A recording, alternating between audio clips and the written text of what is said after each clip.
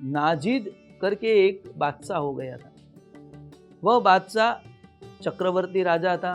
भारत के ऊपर उसने आक्रमण करके पूरा भारत उसने जीत लिया और फिर बाद में वह नाजिद सिंहासन पे बैठा था। एक दिन ऐसे विचार आया कि चलो अपना पशुआलय को देख के आते हैं।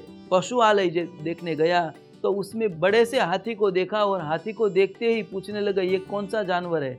तो कहते महाराज ये हाथी है। अच्छा ये क्या काम में आता है। तो कहते महाराजा जब राजा जो सम्राट होते जो सुल्तान होते वो उसके ऊपर बैठते हैं और वो पूरे नगर में घूमते हैं। अच्छा ऐसी बात है तो चलो हमारे लिए भी तैयार करो। तो हाथी को सजाया गया, उसके ऊपर आसन लगाया गया और हाथी के ऊपर नाजिद है वो बैठा। जब बैठा तो उसने देखा आगे कोई और बैठा है। पूछा भाई तू कौन है। तो उसने बताया कि मैं महावत हूँ महाराज। अरे पर यहाँ क्या कर रहा है। तो कहता है मैं हाथी को चलाता हूँ।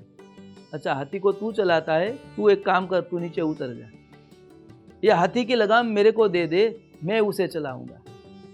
क्योंकि वो तो आज तक घोड़े पे बैठने आदी था, हाथी कभी देखा ही नहीं था, बाहर से आया था, इसलिए उसे लगा कि घोड़े की लगाम जैसे होती है वैसे हाथी की भी लगाम होती है। तो महावत ने कहा कि महाराज मैं महावत हूँ और हाथी का लगाम नहीं होता, हाथी में तो अंकुश होता है और वह अंकुश मेरे पास ही रहेगा, वो आपको नहीं दिया जा सकता क्योंकि ये मेरे से ही वश में होगा। राजा तुरंत वहां से उतर गया।